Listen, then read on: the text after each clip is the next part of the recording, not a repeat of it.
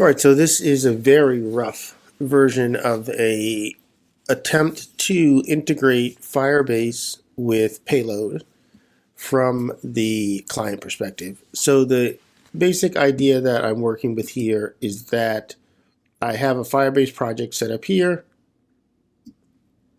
I have users, and I want to be able to authenticate, any method of logging in from Firebase. So basically any of the sign-in methods that are supported through Firebase, I can log in.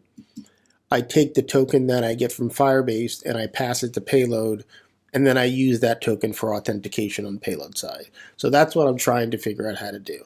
I'm only focused on the client side right now in this video. This is just a work in progress to put it out there to get some feedback from folks. And also I thought it was kind of interesting. I did get it working from a front-end perspective, so I'll just kind of show you and then I'll walk through the code quickly. So this is my app. I can sign in and I can sign out. And what I do is on sign in, I log in and try to get a user object back, and then I query a collection that's protected. And then on sign out, I remove my token and I log out. So there's my sign in. You can see that I got my user back.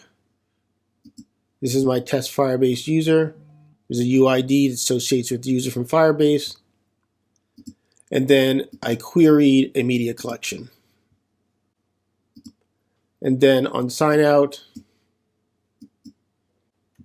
I sign out of everything. And if you look here on this side, now you can see where I revoke my token.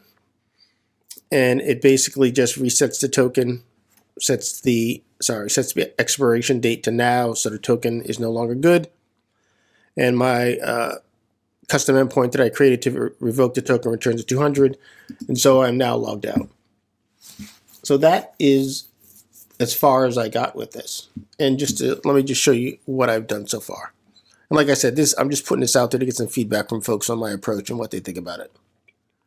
As I showed you here, I have my Firebase project is set up.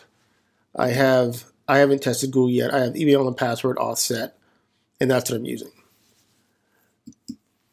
The way the application works is that when I sign in here, it'll actually create a user for me in Payload. Also, I will upload the source code and everything for folks to take a look at. So let's start on the Payload side. So my project is basically a create payload app project. My front end is just a single page in Next. And let's start and see what I got. One of the first things I did was I needed to get my service account information out of Firebase. You know how to get that. You go into project, users and permissions, service accounts, and you could generate the service account file that you need to download. So that's how I got that service account file. That's what this Firebase, that's what this service account JSON is. And you need it on the server side because I'm using Firebase Admin. And here I need to initialize my app on the server side, and it's importing this service account file. So that's how I get Firebase set up. The bulk of the work is here inside my user collection. We'll circle back to the endpoint later. We will come back to the hook and we'll focus specifically on how I got everything set up. So we get an email by default. So I add this field Firebase UID, which is a unique identifier associated with the user that I'm using in Firebase. And then I have my roles defined here. I set up my access roles so that you just have to have a user object to be able to get access, to read, to create, to update. I'm just keeping it simple. And then I define my auth strategy up here. I gave it a name, Firebase. And then here's my authenticate function that needs to get passed in. So if we go to this Firebase auth strategy file here, this is what we get. On authenticate, I check for an authentication token, which needs to get passed. If I have no token, then I return no user. So just quickly to talk about what this strategy does and how it works. It basically gives you a payload object. It gives you some headers. If you find a user, you return the user. If you don't, you return null. And I think the strategy is as simple as that. I know you can also return some response headers. Yeah, you can return some additional information back in a response header. Right now, I'm not that far. I just got it working. So here's what I do. When the authenticate function gets called from the strategy, I look for the token. If I don't get a token, I just return null. If I do get a token, I get my auth from my Firebase library and I verify the token. And if everything's good, I use my decoded token and I search to see if I have a user. If I don't have a user in Firebase yet, then I just create a user in Firebase. I take the email address, I take the token that I got. I was getting an error without a password, so I'm just putting a dummy password in. I need to do more research on this to kind of understand what's going on. And then by default, I set the role to a user. So basically anyone authenticating from externally is set to be a user. And then I take this new user and I return the new user. This is pretty much all the auth strategy does. Let's bounce back to the user collection now. So I'm back to my user collection. We covered the authentication strategy. We discussed right now that my access is just, I have to have a user to get in. And then let's go down to my hooks. This validates that a Firebase user ID is present for non-admin users. It just makes sure that we get a valid user. So if there's no Firebase user ID, it won't save the user. And then down here, here's a custom endpoint I had to create to revoke the Firebase token. So this is a custom endpoint. It has a path. So this will be called, let's see, let's actually show you. So basically it's the API/users, and then my custom endpoint is revoke token, post, and I'm passing my token as the authorization header. Inside my user collection, I confirm that I have a token. If I have no token, I throw an error. Otherwise, I verify my token, and then this revoke refresh token will basically, as it says here, will disable any new ID tokens for existing sections from getting minted. Existing ID tokens will remain active until the natural expiration date. To verify the tokens are revoked, use base auth verify token ID where check revoked is set to true. So that means that I probably need to go up here and in my, actually go back to my auth strategy. I'm doing this on the fly. And where's my verify token? Looks like there's additional parameter I can add on here. Yes. Check revoked. This requires an extra request to Firebase Auth to check the token's valid after time. So this will make sure that if it has been revoked, that it's not working at all. It's dead. So good thing I read the documentation. All right, so back to my users.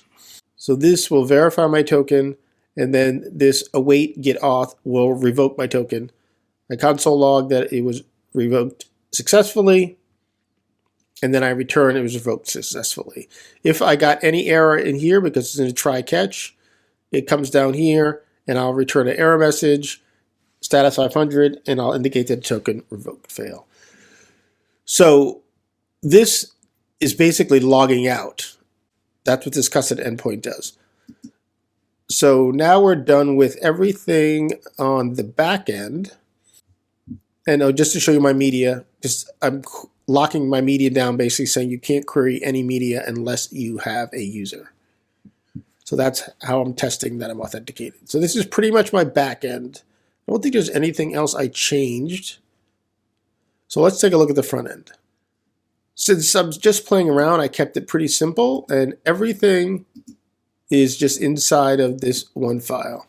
So I've installed Firebase. I have initialized my app inside of this lib Firebase. So let's just go right there again to show that. Initialized my app. And then you saw my UI, my wonderful UI. Here's it. It's just my sign in and sign out button. So let's go down here. I've hard-coded an account that I know exists already. And then when you click sign in with Firebase, let's see what we do. We're following these steps. We sign in with Firebase, we get the Firebase token, we get a payload user, and then we get media. to verify that we're authenticated and we can get access, because as you saw, it's locked down. You need a user object to get the media. So here's my normal Firebase call to sign in with email and password.